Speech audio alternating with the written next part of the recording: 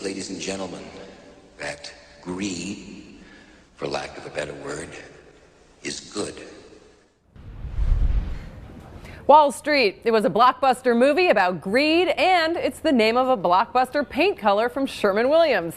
Wall Street Journal reporter Sanette Tanaka went behind the scenes to learn the secrets behind how paint gets their name and why it makes all the difference in how you feel about your newly decorated digs. Sanette, thanks so much for being here. Lovely paint color we're seeing there. So there's a huge sort of theory and strategy behind how companies like Sherwin-Williams choose their paint colors. Tell us about it. Yes, so paint retailers created paint names a couple decades ago in order to create like an emotional association and just an attraction between a homeowner and a certain hue. And they find that people are more attracted to something called Stolen Kiss rather than dark red or like 0685. And the emotion really is that connection that people get attached to the name, and then they feel it's more homey. They just feel they makes them feel more attracted to the room. Right. So the paint names they do resonate with some sort of color, but they're more they're geared to evoke some sort of emotion. So the emotion that they evoke is more important than the actual words in the paint name. What about neutrals? What does that evoke? What kind of emotion? So neutrals, they add a lot of warmth to a room, and so neutrals they're actually the hardest to name, I was told, because there's just so many of them and there aren't as many things in nature that resonate with it.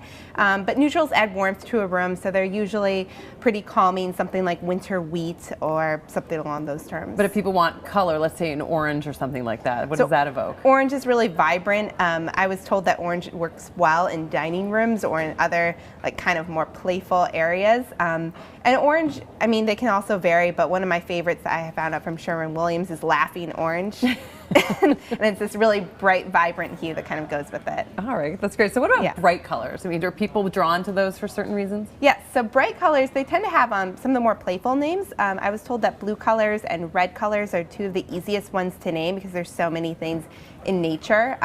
So they have names like Blue Nile. There's one that's, this is a yellow, but it's Cut the Mustard, and they're just really bright colors that are good for and living in any sort of living space, like maybe a study they work well in, or it could be like a family room, something like that. And I understand there's actually even theory behind a one-word name versus something else. So what goes into the one-word name? So Sherwin-Williams crunched some numbers for us, and they looked into their percentage of paint colors that had one words and two words and three words.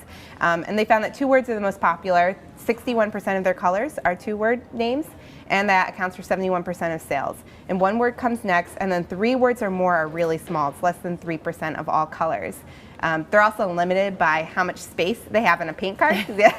So no more than three? No more than 28 characters tops. All right, and what about there's actually someone who chooses this. This is someone's actual job that is, there's a lot of strategy in it. Yep, so I sat down with Jackie Jordan, who's the Director of Color Marketing for Sherwin-Williams, and she is the brain behind all the color names, and it's kind of her responsibility to come up with them all, and she said it's easier to work in a smaller group rather than a larger team because it is such a personal thing. Yeah, personal and emotional. And much better than numbers, than choosing numbers. Exactly, having that stolen kiss. Well, I don't know. A lot of people maybe looking for some decorating this weekend can check that out. Thanks so much for bringing it to us. Thank you. We appreciate it.